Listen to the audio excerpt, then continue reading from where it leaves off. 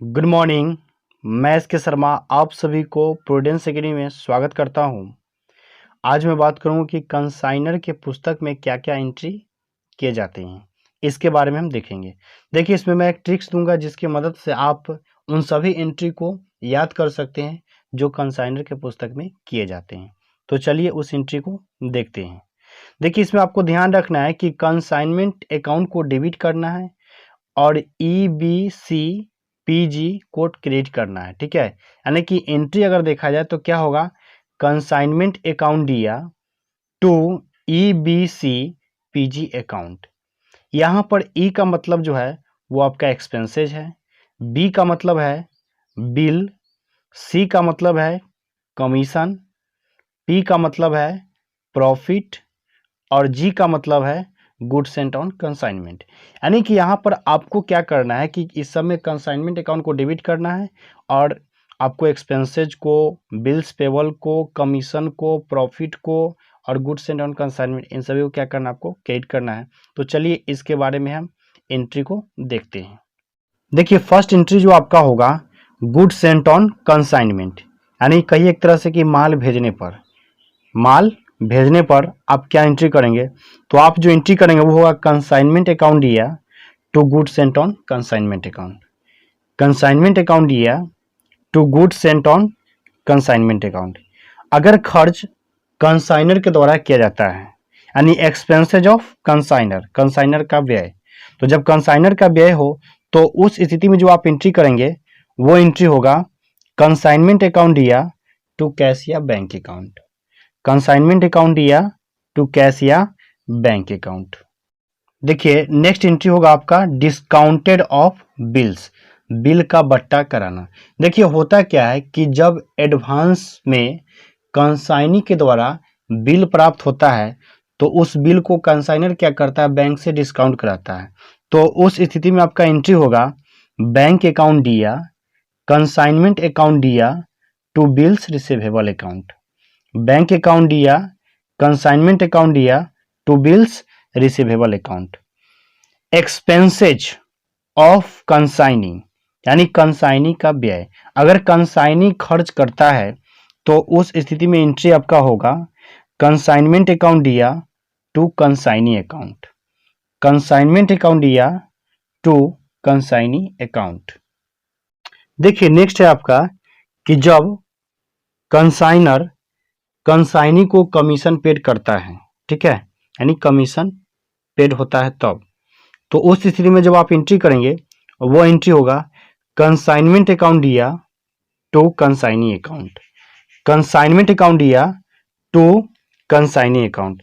अब देखिए, जब आपको लाभ होता है, ठीक है, लाभ होता है, यानी कहने का मतलब जब हम कंसाइनमेंट अकाउंट तैयार करते हैं, अगर आपको लाभ होता है तो उस स्थिति में जब आप एंट्री करेंगे वो होगा कंसाइनमेंट अकाउंट दिया to profit and loss account, consignment account दिया to profit and loss account. ठीक है, देखिए कुछ ऐसे एंट्री होते हैं जिसमें कंसाइनमेंट अकाउंट को हम क्या करते हैं, क्रिएट करते हैं।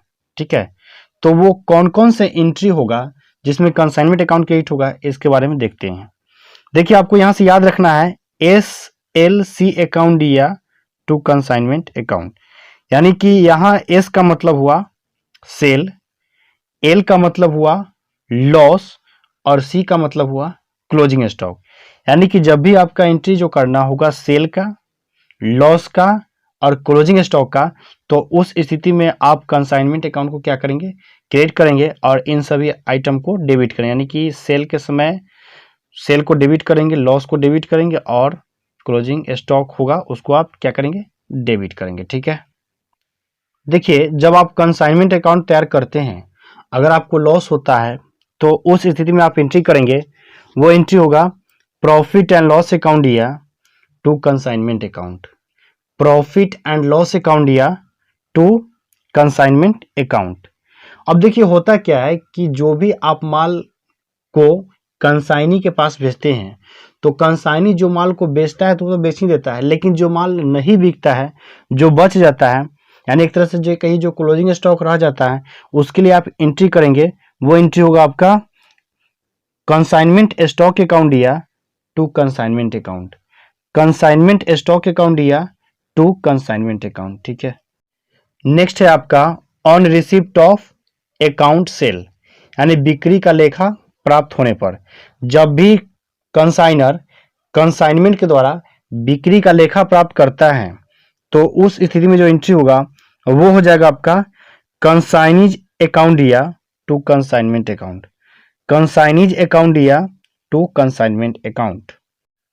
देखिए कभी कभी क्या होता है कि कंसाइनर जब कंसाइनी को माल भेजता है तो कंसाइनी बिना माल के बेचे हुए कंसाइनर को कुछ एडवांस में कैश देता है। ठीक है, तो जब कंसाइनी एडवांस में कैश देता है कंसाइनर को तो आप एंट्री करेंगे कैश अकाउंट या टू कंसाइनी अकाउंट।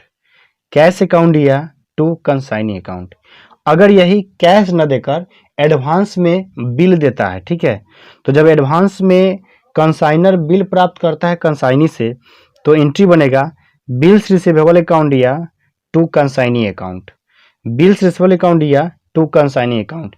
यह एंट्री तब होगा जब एडवांस में नगद नहीं प्राप्त कर बिल प्राप्त करता है। ठीक है, चलिए तब ये जानते हैं कि कंसाइनी के पुस्तक में क्या क्या एंट्री की जाएगी। देखिए कंसाइनी के पुस्तक में एंट्री याद करने का मैंने एक ट्रिक्स लाया हूँ, आप इसे ध्यान से देखिए ताकि इस ट्रिक्स को आप आसानी से समझ पाए और जो भी एंट्री करना हो आपको कंसाइनी के पुस्तक में वो आप आसानी से कर पाएंगे।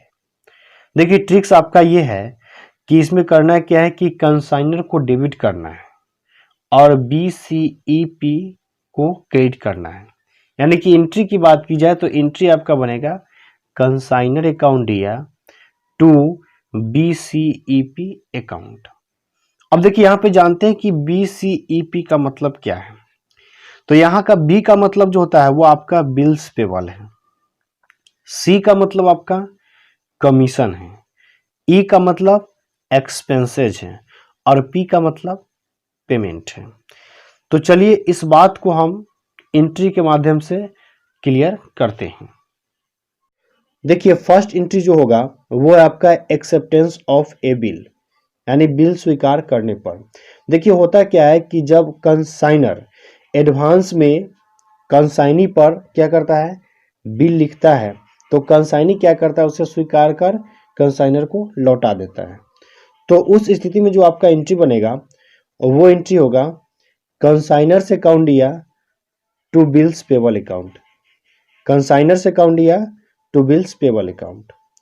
दूसरा जो है आपका expenses of consignee. Expenses of consignee यानी कंसाइनी का खर्च। अगर कंसाइनी खर्च करे तो वो क्या एंट्री होगा, जब कंसाइनी खर्च करेगा तो एंट्री होगा कंसाइनर्स अकाउंट या टू कैश या बैंक अकाउंट। कंसाइनर्स अकाउंट या टू कैश या बैंक अकाउंट। देखिए नेक्स्ट एंट्री होगा कमीशन प्राप्त करने पर। जब कंसाइनी जो है कमीशन प्राप्त करता है तो उस स्थिति में एंट्री होता है कंसाइनर्स अकाउंट या टू कमीशन अकाउंट।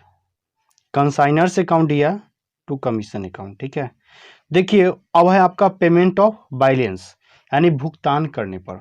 होता क्या है कि कंसाइनी जो कंसाइनर के द्वारा माल भेजा जाता है उसको बिक्री करने के बाद कंसाइनी के पास जो पैसा होता है वो क्या करता है, वो अपने खर्च और कमीशन को काटने के बाद पेमेंट करता है कंसाइनर को। ठीक है, तो जब कंसाइनी कंसाइनर को पेमेंट करता है तो उस स्थिति में जो एंट्री होगा वो होगा कंसाइनर्स अकाउंट या टू कैश अकाउंट।